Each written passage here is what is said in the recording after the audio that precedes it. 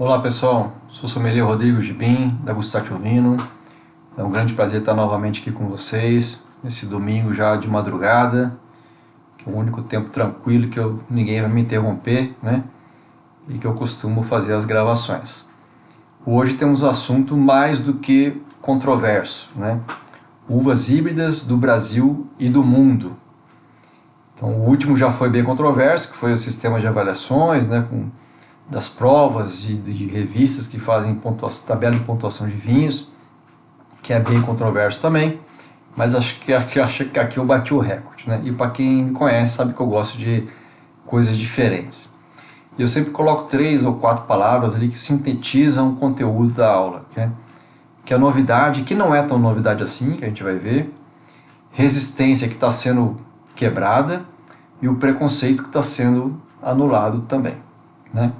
Mas isso tudo a gente vai ver aqui para frente, ok?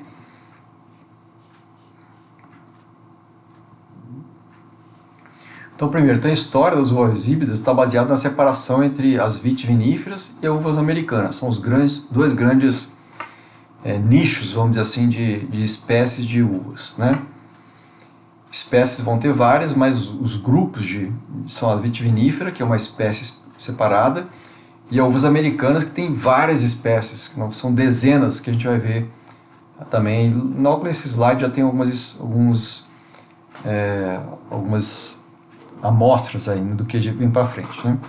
Então a pesquisa de uvas híbridas começa no século XIX, 1800, né? Quando colonizadores europeus tentam introduzir a vitis vinífera no costa leste dos Estados Unidos, sem sucesso, que as plantas morriam por pragas locais, fungo, filoxera, né? E eles não sabiam porquê, então eles queriam cruzamentos para que as vinhas não morressem, né? E quais as principais uvas americanas nativas? Eu coloco americanas entre aspas aqui porque para dizer que elas não são europeias, ok? Mas como essa última aqui, que é a Vitis amurensis, ela é da Ásia. As outras todas são da América, poder aqui do Caribe também. Então a Vitis labrusca, rupestre, riparia, burkina, estivalis e berlandieri são as mais famosas aí. Tem a caribeia, que passa pelo Caribe ali, né? E a cinerea também. Então a tentativa inicial era pegar mutações naturais e cruzamentos naturais, espontâneos, das vitiviníferas e as uvas americanas silvestres, né? E aí surgem duas tentativas, vamos dizer assim. Uma foi até bem sucedida, entre aspas, né?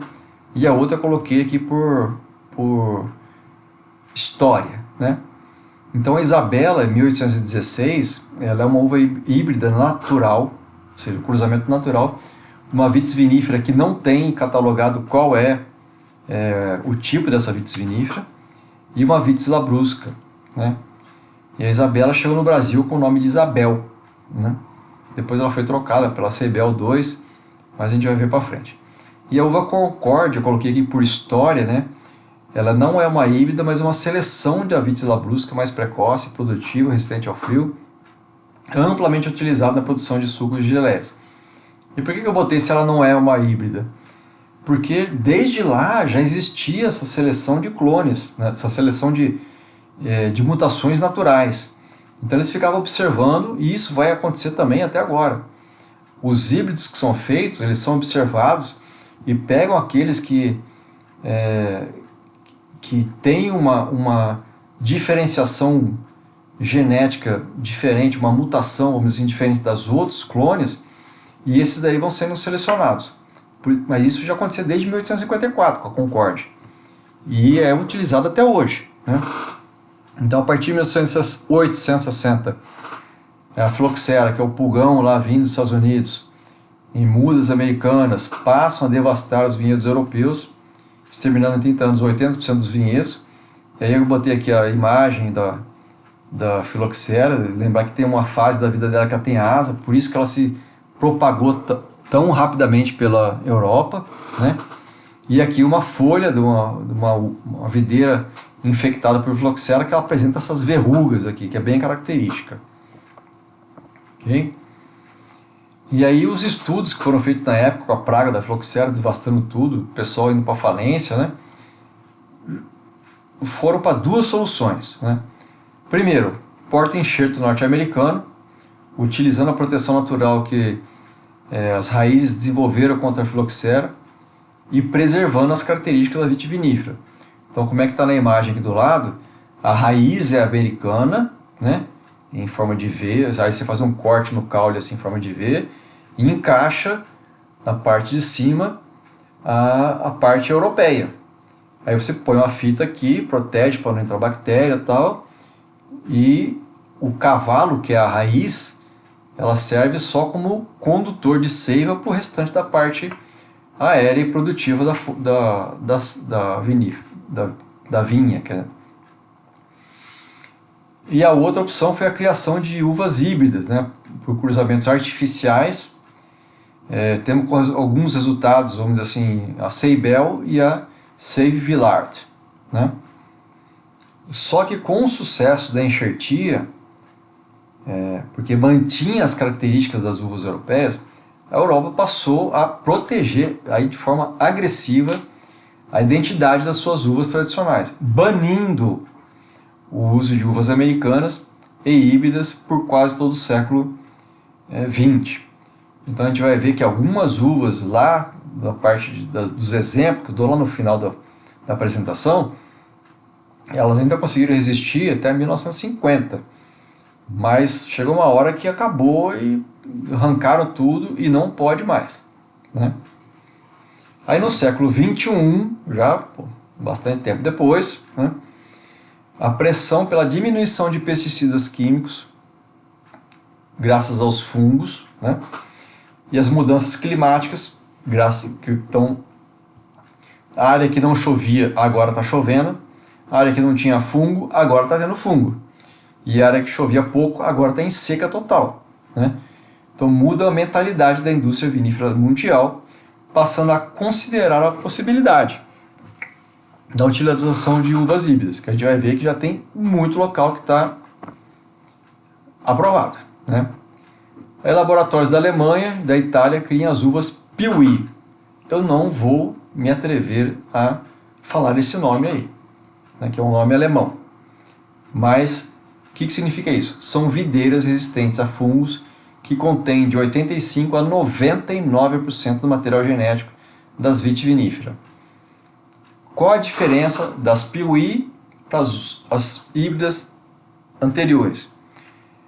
É que a Piauí é um recruzamento, né, de uma híbrida, você recruza de novo com a mãe e com o pai, né, recruza de novo, aí você vai aumentando a carga genética da vitis vinífera e vai diminuindo a carga genética da americana, desde que as características de adaptabilidade ao frio e resistência ao fungo sejam mantidos, que são os dois nortes que mapeiam as híbridas hoje em dia.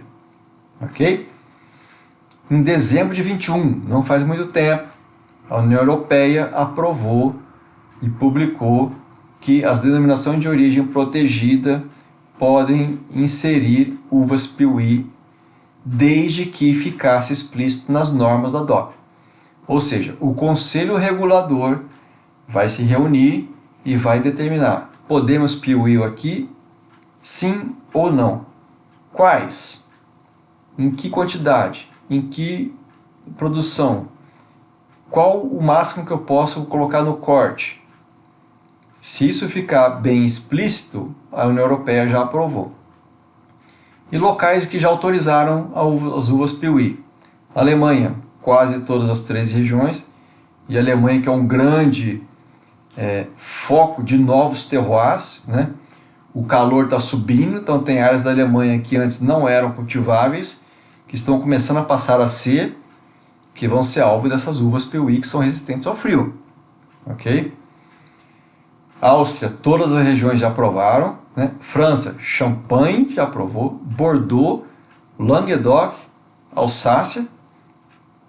Faltou o quê? O Vale do Rhône e Borgonha. Das grandes áreas francesas, e Provence, né? Provence vai estar junto ali, Languedoc, Roussillon, está meio perto ali, né? Mas são áreas muito críticas que já estão aprovadas. Itália, Trentino Alto Adige, Friuli Venezia Giulia, Lombardia, que são áreas frias, mais ao norte, né? Emília-Romagna, Marche, Abruzzo, Piemonte, que são mais quentes, provavelmente por causa do fungo, e a Catalunha, na Espanha, também já aprovou. Okay? Quais são as grandes diferenças entre a vitis vinífera e as vitis americanas, né? Então a vinífera tem origem europeia, né? Utilizada para confecção de vinhos finos, aromas complexos. O que quer dizer isso daí? Que você tem uma variedade grande de aromas primários quando você sente o odor do vinho. Por exemplo, esse daqui, que é um Côtes du Rhône rosé. Se é Côtes du Rhône, provavelmente vai ser um Syrah, né? E eu consigo sentir aqui rosas, frutas vermelhas, uma cereja, eu consigo sentir flores brancas, eu consigo sentir um pêssego, um abacaxi maduro também, porque a cor dele é muito clarinha, né? Quase nem dá para parecer que é um rosé. Então ele pega um pouco de característica de fruta branca, um pouco de fruta vermelha, e ele é bem aromático, é muito gostoso, né? Então as vitis viníferas têm essa complexidade de aromas, os taninos estruturados, ou seja, são taninos que preenchem a boca, que têm uma qualidade, que não são agressivos, que são aveludados, né? Bagos pequenos, né? Casca grossa, ou seja, vai ter a parte fenólica bem mais significativa, vai ser um vinho mais escuro, né? Muitas sementes. Então o bago pequeno, a proporção de água para açúcar, vai ter mais açúcar, né? Mas são suscetíveis a doenças fúngicas, né? É o calcanhar de Aquiles ali. E as vites americanas?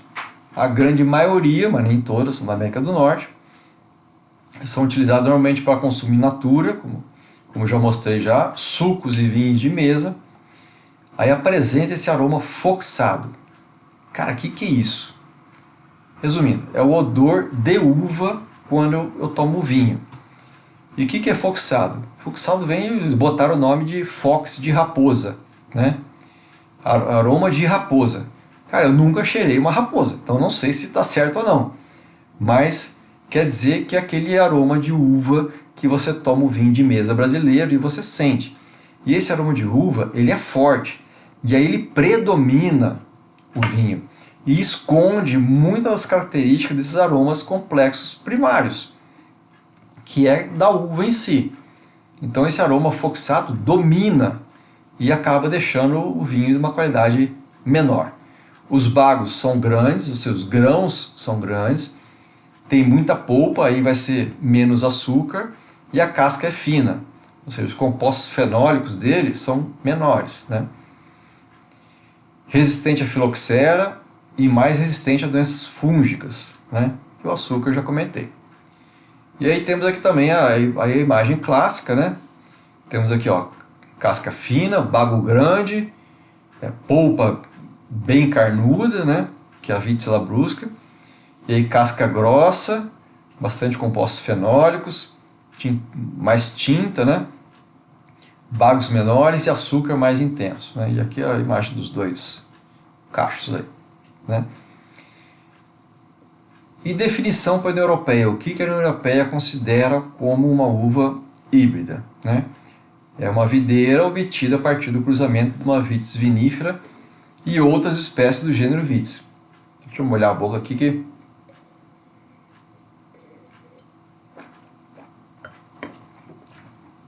esse vinho merece. E aí, quando a gente fala de cruzamento, tem dois tipos de cruzamento. Um é o cruzamento tradicional, que ele é dentro, intra-espécie. Ele é dentro da espécie vitis vinífera, né? Pode ser natural, que é, por exemplo, Cabernet Franc cruzou com a Sauvignon Blanc, foi uma abelhinha lá na Sauvignon Blanc, depois foi a mesma abelha foi lá no Cabernet Franc, que estava do lado ali, passou o pólen e gerou uma espécie nova que foi a Cabernet Sauvignon, né? Que hoje é a uva mais plantada do mundo, né? E tem o cruzamento intraespécie de laboratório, que é o que acontece mais normalmente hoje em dia, né? Pega uma Pinot Noir, aí eu faço o cruzamento com a Cinsault, as duas são vitis viníferas, e saiu uma Pinotage, que lá na África do Sul é chamado de Hermitage, né? Mas foi dentro do laboratório na África do Sul. E tem o cruzamento híbrido, que é interespécies, ou seja, entre espécies diferentes, videiras diferentes. Pode ser natural também, você pega uma vitis vinífera de origem desconhecida e juntou com uma vitis labrusca e saiu a uva Isabela, né? Isabel no Brasil. E tem o cruzamento híbrido de laboratório, que é o que acontece hoje em dia, 99% das vezes. Você pega uma Trebbiano italiana ou Ugni Blanc francesa, mesma uva, nomes diferentes, junta com uma Rayon d'Or, que é uma híbrida, e dá a Vidal Blanc, ou Vidal, como ela é mais conhecida. E aí, como eu comentei, né, existem as híbridas de primeira geração, que são um cruzamento direto entre uma vitis vinífera e uma americana, e a porcentagem de gen americano é bem maior, né? Por exemplo, Isabel, Niagara, Jacques, né? Jacques é bem famosa aqui no Brasil também. E tem as híbridas modernas. Aí o que eu faço? Eu pego esse cruzamento, deu certo? Deu. Aí eu recruzo a híbrida novamente com os pais, ou com o pai ou a mãe, né? De modo que a cada recruzamento eu vou tentando aumentar a porcentagem de gen europeu, né? Mantendo as características antifúngicas das uvas americanas. Obviamente demora isso daí, né? E porque eu tenho que plantar, eu tenho que ver se a uva resistiu, se não, a videira resistiu, não resistiu, tal. E aí se não resistiu eu cruzo de novo, ou se resistiu, pô, beleza, tal. Aí vai, né? Tem todo um jogo de recruzamentos nessas uvas Piauí. Então aqui um esqueminha bem lúdico, né? Vitis vinífica com qualquer outra vitis, vai dar uma híbrida, né? A União Europeia já classificou isso daí. E eu pego uma americana e cruzo com uma europeia, vai dar uma híbrida, que normalmente é utilizada para consumo in natura, ou vinho de mesa comum, né? Ou um suco de uva, né? Lembrar que a grande maioria dos vinhos brasileiros consumidos hoje ainda são vinhos de mesa comum. Está evoluindo o vinho fino, mas ainda é o maior consumo. Vinho de mesa. Bom, agora saímos dessa parte de definições e a parte histórica lá dos primeiros slides e vamos aqui para alguns exemplos. Cara, são muitos mesmo. Quando tu vai pesquisando, vai estudando, são muitos. Eu peguei aqui os mais famosos mundiais e brasileiros, né? Aqui não é para a gente explicar cada tipo de uva, é mais para a gente ver que elas têm um histórico, né? Qual é o histórico dos pais e as mães, vamos dizer assim, delas, e que muitas dessas uvas elas possuem as mesmas características organolépticas de uvas europeias, né? Então essa aqui, a Solaris, que ela é muito famosa. A Alemanha é 75. Então, ela é de origem de duas uvas híbridas, mas lá os avós, vamos dizer assim, são da Riesling e Pinot Gris, né? Eu comentei, os dois grandes focos são resistência a pragas e adaptação a climas frios, principalmente na Europa, né? Aqui tem no Brasil também, está sendo utilizado aqui no Brasil, né, na região sul, em áreas de altitude. E aí quando eu vejo esse perfil aromático intenso, frutas tropicais, notas cítricas e florais, se eu cortar e não falar que é híbrida, vocês vão falar para mim que é uma uva europeia, com acidez vibrante, potencial alcoólico, se for de uma área mais quente, corpo alto, né? Final longo e untuoso. Cara, isso tudo é característica de uva europeia, né? Mas é uma híbrida. Cabernet Blanc, 91, Suíça, Cabernet Sauvignon e a Regente, que já é uma híbrida, né? O mesmo foco, fungos e clima frio, já é mais herbácea, é vegetal. Então, dependendo das características, porque a Cabernet Sauvignon, a Cabernet Sauvignon, apesar de ser uma uva tinta, né, juntou com a Regente, ela deu uma branca. Mas ela tem a nota herbácea e vegetal da Cabernet Sauvignon, né? Acidez elevada, mineral, corpo médio, prolongado, tal. Muscares, aí pega a Alemanha 87, Moscatel Otonel e a Solari, que a gente já viu que foi a primeira uva lá, né? Também acidez elevada. Todo mundo procura uma acidez elevada nessas uvas brancas, né? Adaptação a fungos e resistência a fungos e clima frio. Mas ó, intensidade aromática alta, notas florais, especiarias, ervas, frutadas, ou seja, é uma característica organoléptica de uma uva europeia. Johanniter, né? Acho que quem faz alemão deve ser mais ou menos isso. Alemanha 68, ela é originária da Riesling com o híbrido da Seyval Blanc, Pinot Gris e Chasselas. Então aqui são 3 uvas europeias com uma híbrida. Ou seja, a carga genética dela, europeia, está lá em cima, né? Aí fruta de caroço, tal, toque cítrico, acidez elevada, final prolongado, cítrico e frutado. Pô, dá vontade de você provar uma uva dessa, né? Voltes, essa aqui tem que tomar uma atenção especial com ela. Por quê? Francesa de 2002, originária da Villares, que é uma híbrida, e de um híbrido experimental, ou seja, são 2 híbridos. Teve um avô lá, vamos dizer assim, Vitis vinifera, híbrido experimental. O que quer dizer? Eu pego vários híbridos e vou testando diferente e vou vendo o que vai dando, né? Mas o que é o principal dela? Autorizada em Champagne em 2022. O máximo 10% entrando no corte, né? Tem uma regra para a quantidade de plantação também, né? Mas ela já está autorizada em Champagne, que é uma das áreas mais famosas do mundo, pô. Não possui aroma foxado, também por isso que provavelmente ela foi aceita, né? Não tem aquele aroma de uva, né? Quando você esmaga ali a uva e não tem aquele cheiro da uva, né? Resistência a fungos e clima frio, cítrica, verde, floral sutil, acidez bem elevada, talvez seja por causa disso que tenham aceitado ela, além de ser francesa, né? Parte mineral também, bem característica de Champagne, final curto e cítrico.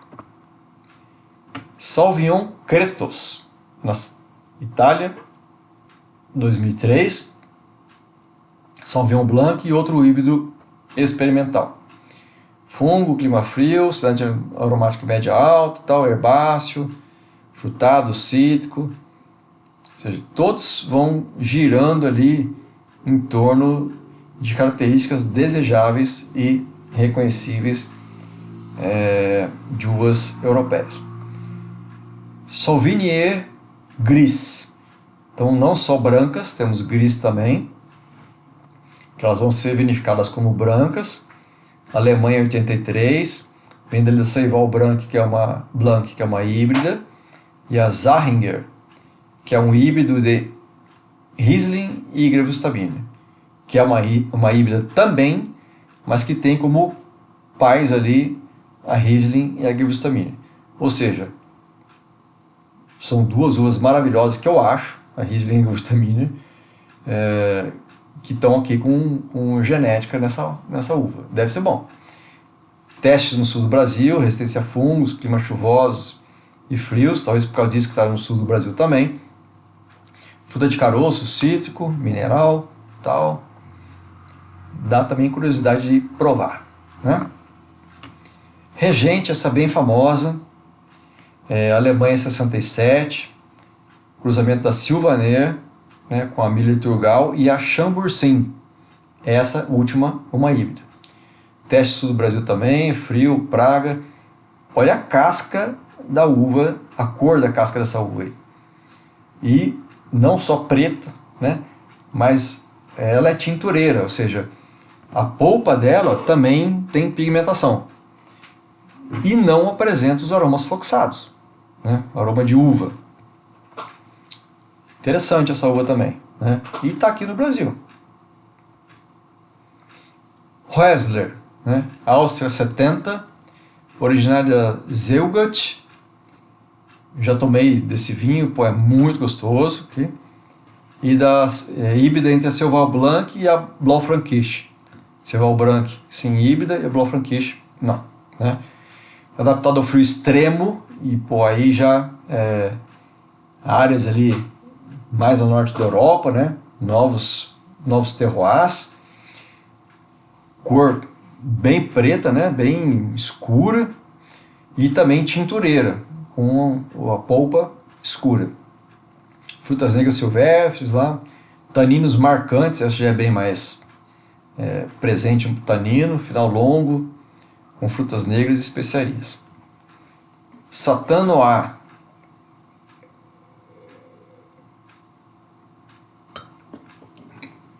Suíça de 91, vem da Cabernet Sauvignon e híbridos experimentais, também tem uma casca bem escura, né? Frio, praga, fruta negra e madura, especiarias, herbais, corpo alto, taninos finos e sedosos, ou seja, tá? Características bem desejáveis, né?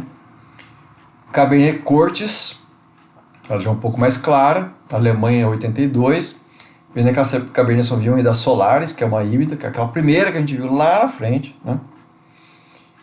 Frio, praga, também, frutas negras, herbal, tal, taninos marcantes. Ceibel bem famosa, né? França 1880, 1880, né? As outras já eram 1900. Essa já, pô, mais um século XIX ainda, né?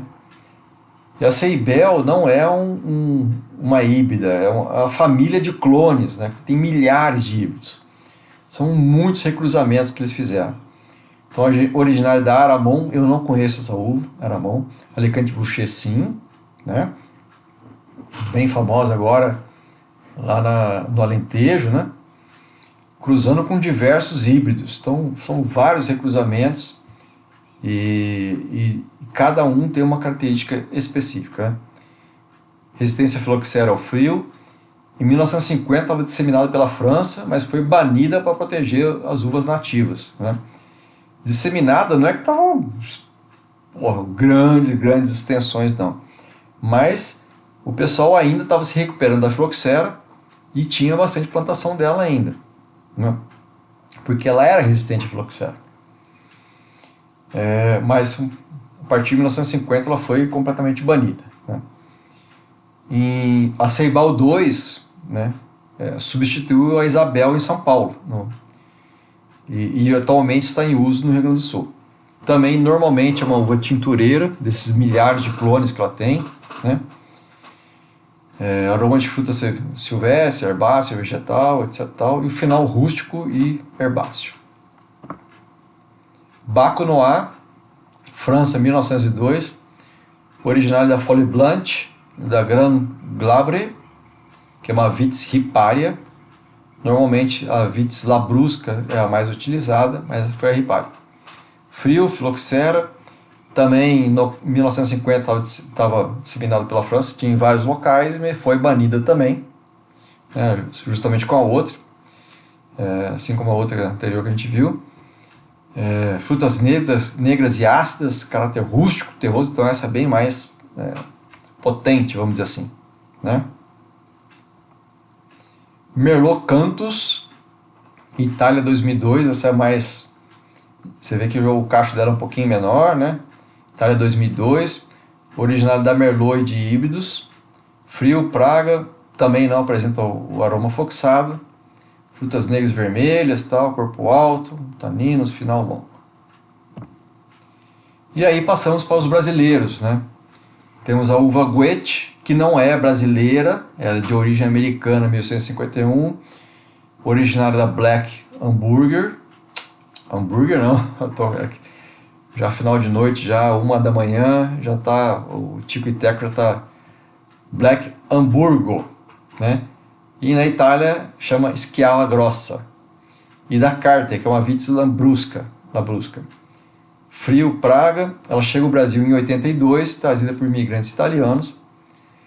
Né? E por que ela é importante aqui no Brasil? Porque no ano passado, 2025, ela ganhou uma denominação de origem lá no Vale da Uva Guete, em Santa Catarina. Ou seja, é a terceira denominação de origem que tem no Brasil. Temos Vale dos Vinhedos, Alto Pinto Bandeira para espumantes, né? E Vale da Uva Guete. Então ela é importante para a gente. Perfil aromático, intenso, frutas tropicais, toques florais, final longo com maracujá e mel. Né? Então na Wine South America, que eu fui na feira em Bento Gonçalves, eu provei 3 ou 4 vinhos da Uva Guete, e não são vinhos maravilhosos, vamos dizer assim, né?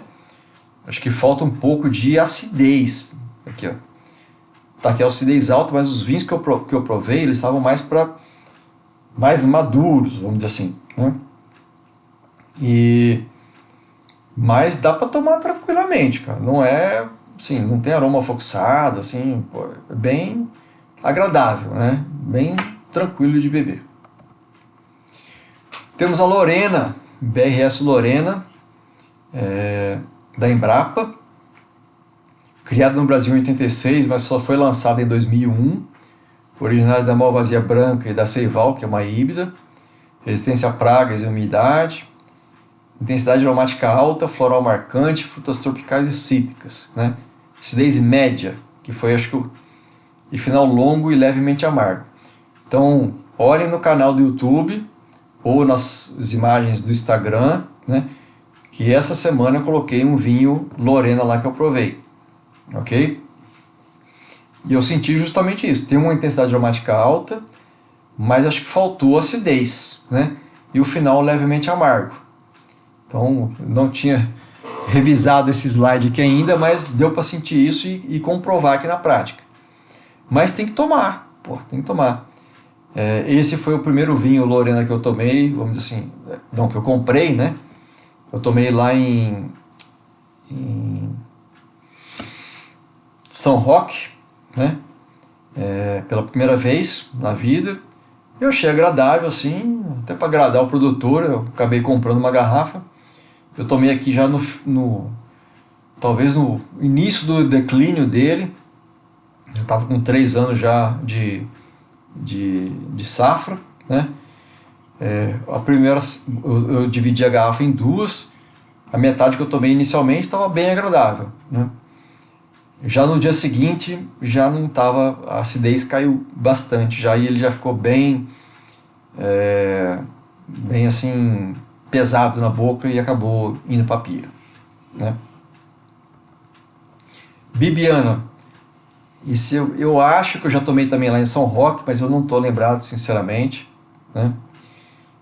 Eu tenho quase certeza que sim, mas eu preciso rever aqui meus arquivos, né? Então foi criado em 2019, originário da Ceival, que é uma híbrida, e de uma híbrida experimental. Então são duas híbridas, e lá a avô que vai ter a europeia, né? Resistência a pragas e umidade, aí tem cítrico, floral, mel, tal. Mas não é uma uva assim tão famosa quanto a Lorena e a Guete, ainda no Brasil. Okay? E aí a IAC Ribas, Instituto Agronômico de Campinas, e Ribas, que é o nome do pesquisador que fez os cruzamentos para dar origem a essa uva.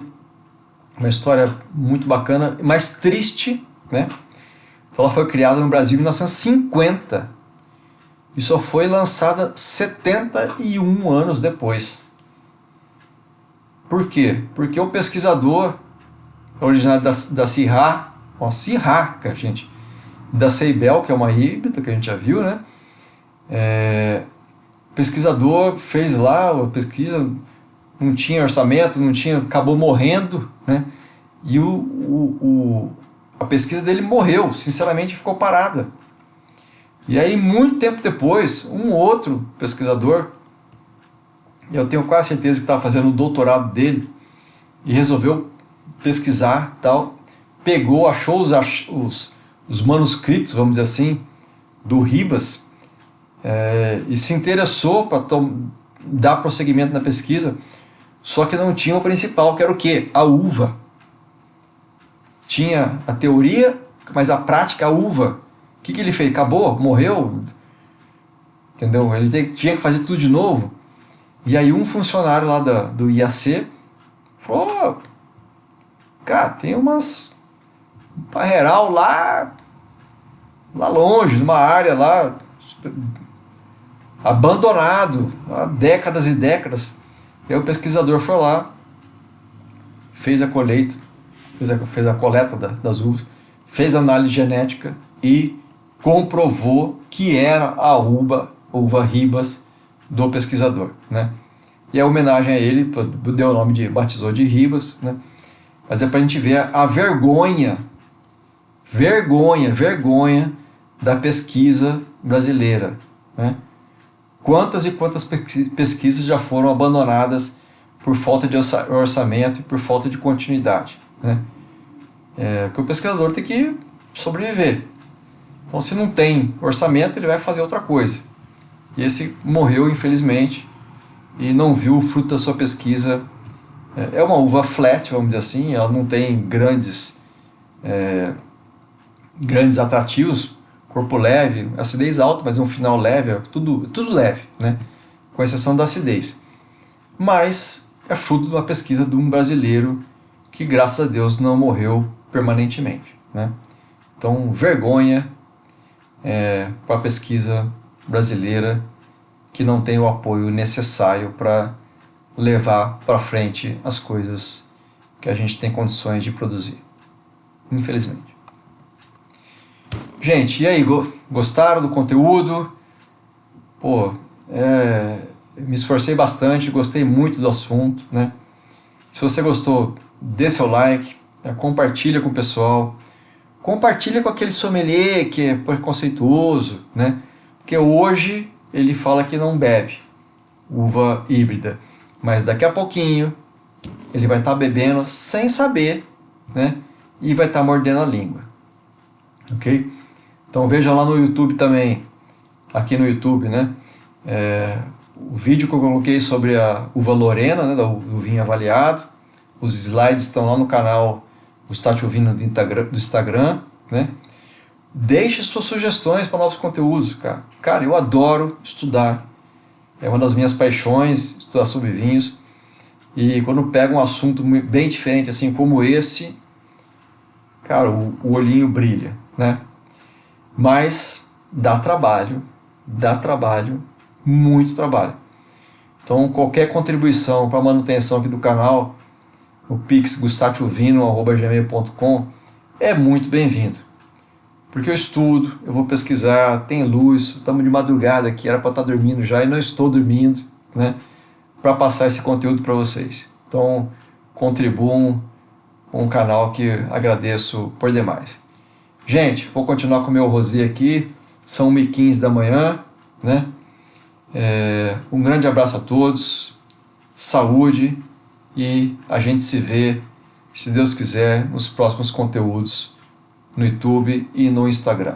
Um grande abraço a todos.